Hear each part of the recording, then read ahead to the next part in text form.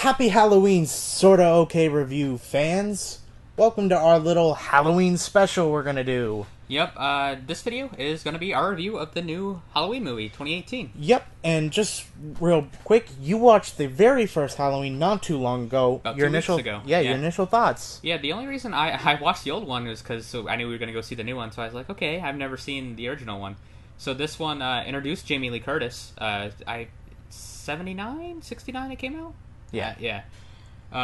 But yeah, like, I enjoyed it from a fan of film.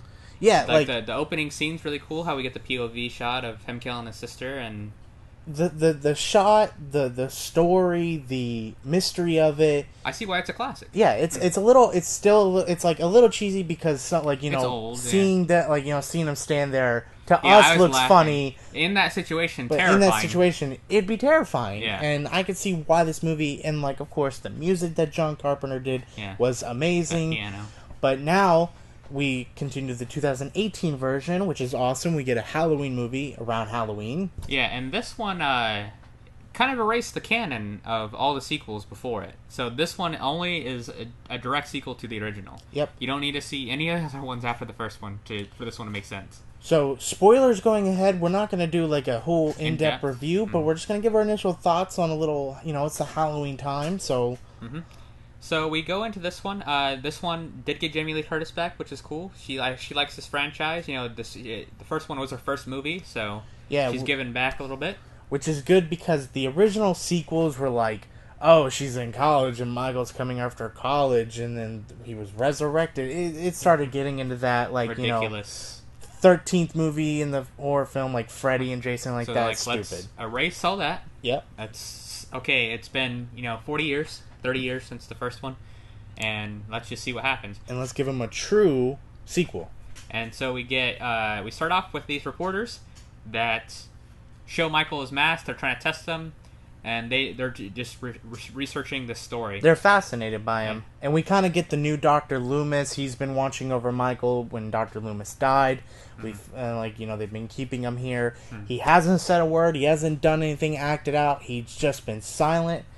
Probably patiently waiting for his next escape. Yeah, and then which does happen. Yep. Let's just go ahead with it. He's being transferred on Halloween. Yeah. Like whose idea was that?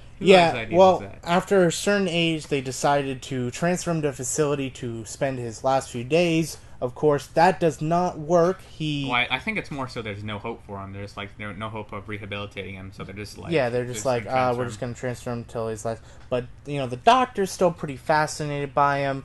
And then, but of course he escapes, and then he, of course, finds his way to a jumpsuit, and he finds the reporters, and he kills them. He kills the hell out of them. That was a pretty intense scene. And also...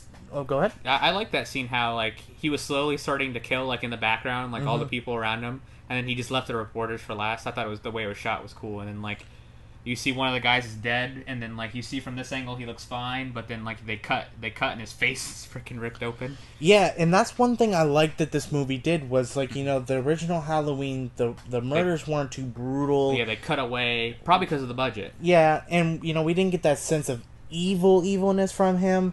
And also, like, he kind of never killed any kids. It was usually the teenagers or adults. He kills a kid when he's escaping. Granted, a kid with a gun in his hand. So. Yeah, but still, I mean, he snapped his neck pretty much. So I like that we pretty much we get a Michael that has no boundaries now. He's kill. He wouldn't kill the baby though. He did not kill the baby. Yeah, he did not kill the baby, but he also kind of used the baby as a tactic to get other people up there. Yeah. So, anyway, my favorite probably part of the whole movie is in the trailer. It's where it's this long shot over the shoulder shot where they're just following him around. And then, like, he's got the jumpsuit, and then, like, he keeps on, like, trying to upgrade his weapons. Like, he walks into the garage, grabs a hammer, kills the person. Walks into this house, then he finally gets the knife, kills her. And he just goes through, like, two to three houses and, like, in the garage and stuff, and it's, like, all one shot. I don't know. I really enjoyed that scene. And then take a brief break from Michael's part.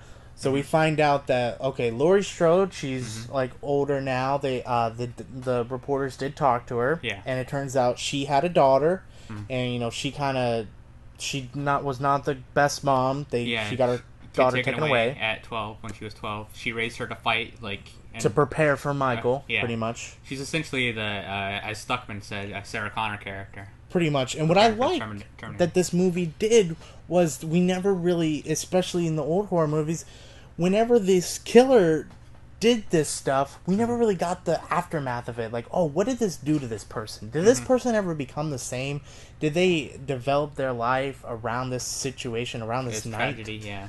And she did. She, like, you know, she wasn't bad shit crazy, but she couldn't really function in society very well. She couldn't, yeah. And she was like, no, I don't care about what happens. I need to prepare when he escapes again, because I know what he's capable of, and I need to fix this. Yeah, and so I think Jamie Lee Curtis was probably the best part. Yeah, the best part. Her and Michael's parts were probably the best parts. We learned that, you know, her daughter, played by Judy Greer, was there as well. She's like didn't want anything to do with her mom, and then she has a granddaughter now too, and she's going to a dance. The typical high school stuff. And the granddaughter wants to be part of the grandma's life. You know, she wants her to be part of it. You know, she's about to go to college. This, she wants her in it, but the mom, she knows what she went through as a child. She doesn't want her child to be a part of that. Yeah. But then, of course, as Michael escapes, we get he starts killing the teenagers again. And we get some, more brutal kills. More brutal kills, and we pretty much lead up to the house. The doctor first. Oh yeah, the doctor first. And the sheriff. Instead of okay, yeah, we need to stop him. He was so fascinated over the years of why was Michael doing what he did, for what reason, what was the whole chemistry of him, and he wanted to know what it was like. So he kind of kills the sheriff. The sheriff was the first one to respond to Michael way back when, and he's like, moved up the ranks and stuff. So he's been hunting Michael too, and I believe the doctor was the one that actually made the bus crash to let Michael out. Probably, and actually, now that you say that, they don't implement that, but that makes more sense on why it's like, because, I mean, he's a big dude, but you think that like they're transferring prisoners, they probably have a gun on him or something, so the doctor could take made the bus crash. Yeah, and that's why he escaped in the first place. But anyway, yeah, all of her friends are being killed. Like, it's really cool. Like, I don't want to go too in depth with it, but eventually Michael winds up in the house for the final showdown. Jamie Lee Curtis, and we see all these cool stuff that Jamie Lee Curtis has. She's been preparing for him. Like, she has all the rooms on lockdown. She checks the room, she puts it on lockdown. She has a gun in her hand, and it's cool. Like, in a brief, quick, couple minutes, not through the whole movie, we get a solid wrap up of the mom, Jamie Lee Curtis and her daughter being like, okay, this is why I trained you. Maybe it still wasn't the right best childhood. The best childhood, but I understand now. I forgive you. I love you. If we die here, I want you to know, I understand. We forgive you.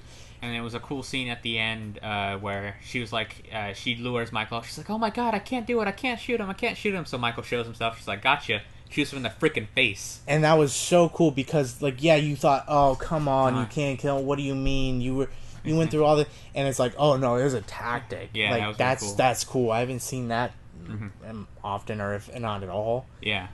And we pretty much... And, they say, too, the attic is not to... it's not a safe house. Not a safe... It's to trap him. Yeah, it's to trap Michael. And before that, we get a reference to the first scene because Jamie Lee Curtis's character gets you know her name, I don't. Oh, Laurie Strode. She falls off the house just like the first one, and then they do the scene the same noise where she's gone.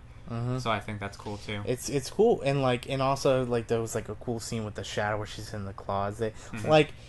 They're clearly they are related, so it's kind of funny how they have a little bit of a same callback, to them. But anyway, they trap Michael in. And then the granddaughter takes Michael's knife, stabs him, in the arm to make him let go of the mom. And then they have a bunch of blades coming down in the attic, to trap him in there. Now, pretty much the house is on fire. We don't technically see his body burn up. Yeah, that's what I saw too. But because we cut back to the attic and he's not there. But I think he does die. I think what they were implying with the end scene, not the end credit. There's no end credit. But the end scene of okay, Michael Michael's dead, he's burning. Yeah, okay, it's all over. Evil's gone. I don't know about that. Now the granddaughter just experienced this.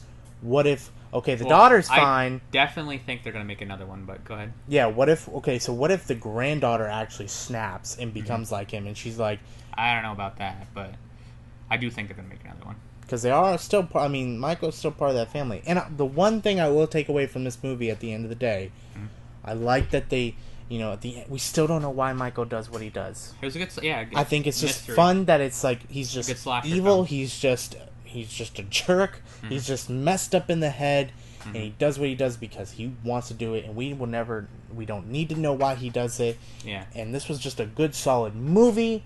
A great time for Halloween.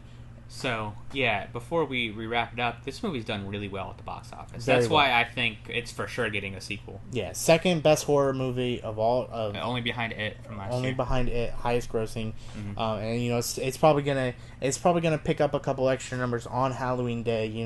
Not very many times in life can you say, "Hey, I saw Halloween on Halloween." So yeah, I'm hoping to get this video up on Halloween. So expect that, and I think that's gonna do it for us today, right? Yeah, that's gonna do it for us. We thank you for watching. Please hit that subscribe button. We are doing that subscriber giveaway, so check out that video and check out one of our other reviews right here. Yep, and have a scary good day. Bye.